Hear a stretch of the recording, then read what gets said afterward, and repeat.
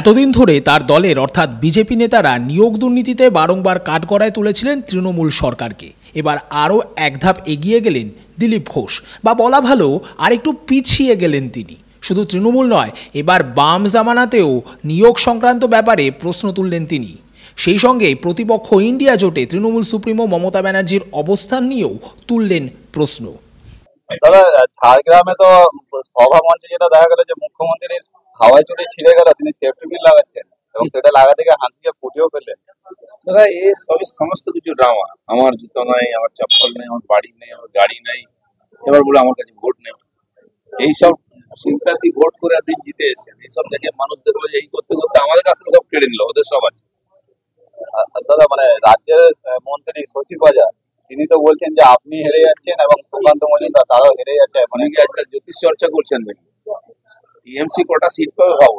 সারা দেশে একটাই আলোচনা, মোদী কত সিট পাবে, 400 হবে কি হবে না, বিজেপি 370 হবে কি হবে না, আর কোনো আলোচনা নেই। টিএমসি বলে কোনো পার্টি আছে? আপনি গিয়ে দিল্লি জিজ্ঞেস করুন, সব ভুলে গেছিল। দাদা, রাজ্য জুড়ে তো সিবিআই তদন্ত করছে শিক্ষক দুর্নীতি মামলা, এবং সেখানে যেটা দেখা যাচ্ছে যে মুর্শিদাবাদ জেলা যারা ডিআই আছেন তারা বাম আমলে যারা নিযুক্ত হয়েছেন তাদের তথ্য চেয়ে বাড়াচ্ছেন। কবে থেকে লুট শুরু হয়েছে আর কারা কারা চুরির চাকরি পেয়েছেন সেটা নিশ্চিত নয়। তদন্ত তো অবশ্যই হওয়া উচিত। আর সিপিএমের আমলে দুর্নীতি হয়নি এটা কেউ বলতে পারে না। তখন স্কুলের এক একটা স্কুলের ম্যানেজিং কমিটি পয়সা নিয়ে চাকরি দিত। ছোট ছিল, 3 লাখ 4 লাখ 2 লাখ দিয়ে চাকরি হয়ে যেত। ম্যানেজিং কমিটি ইন্টারভিউ নিত, তারা ডিসিশন নিত, বলতো স্কুল ডেভেলপমেন্ট ফান্ড বলে 3-4 লাখ টাকা নিয়ে নিত। বহু লোক চাকরি পেয়েছেন তখন। এবার এসএসসি পরীক্ষার পরে যে ধরনের আর এই ধরনের চুরি করা হয়েছে সেটা তথ্য প্রমাণ এসে গেছে, তদন্ত তো হওয়া উচিত। দাদা, দেশ তথা রাজ্য জুড়ে দেশে কখনো বলা হচ্ছে বিজেপি 214, কখনো 270 মেজরিটি পাবে না, রাজ্যেও একই কথা বলা হচ্ছে। তো মানে একটা জ্যোতিষ চর্চা চলছে। বিজেপি নিয়ে ভাবার দরকার নেই।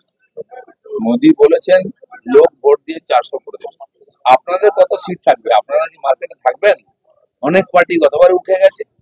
আপনারা হিসাব করে দেখুন, 19 সালের ব্রিগেড সমাবেশে মমতা ব্যানার্জি সবাইকে ডেকেছিলেন, সব পার্টির নেতাদের, মোদী হটাও দেশ বাঁচাও। ওনার 12টা সিট কমেছে। বাকি যারা এসেছেন তারা পার্লামেন্টে পৌঁছতে পারেননি। সিপিএম এর পার্টি শূন্য হয়েছে এখানে। আর তাই কেউ মমতা ব্যানার্জি ডাকছে না, সারা দেশে কেউ ডাকে না। যদি ইন্ডিয়া অ্যালায়েন্স থাকে, আর মমতা ব্যানার্জি এত পপুলার লিডার, 2-1টা রাজ্যে যেতে পারতেন। এখানে নেই অ্যালায়েন্স সাইড, কেন ডাকেনি? উনি যেখানে যাবেন সেখানে শুকিয়ে যাবে। অখিলেশ কোথায় আছে? লালু প্রসাদের ছেলে উদ্ধব ঠাকরে, যাদের মাথায় হাত দিয়েছেন, তারা জেলের ভাত খাচ্ছে না রিটায়ার্ড হয়ে গেছে। দাদা, আপনি তো রাজ্যের বিভিন্ন জায়গায় ইতিমধ্যে আবার প্রচার শুরু করেছেন। তো মানে ভোট খাওয়ার রাজনীতিকে দিলীপ ঘোষ কি মনে করছে? তৃণমূল কটা পাবে রাজ্যে? তৃণমূল মার্কেটেই নেই এখন, তাই ভয় দেখাবার চেষ্টা করছে। কটা পাবে? গতবারে 1 ডজন কমেছিল, এবারে আরো 1 ডজন কমবে। ধাক্কা তো সব জায়গায় খাচ্ছে, শেষ ধাক্কাটা 4 তারিখ পাবে। লোকসভা নির্বাচনের 4র্থ দফার ভোট গ্রহণ পর্ব ইতিমধ্যেই মিটে গিয়েছে। 5ম দফার নির্বাচন একেবারেই সামনে। আর এরকম একটা সময়ে বামফ্রন্টকে নিয়ে করা দিলীপ ঘোষের এই উক্তি যথেষ্ট তাৎপর্যপূর্ণ বলে মনে করছে রাজনৈতিক মহল। দুর্গাপুর থেকে bureau report, digital Khabrilal Bangla. Digital Khabrilal, খবর আপনাদের, নজর আমাদের।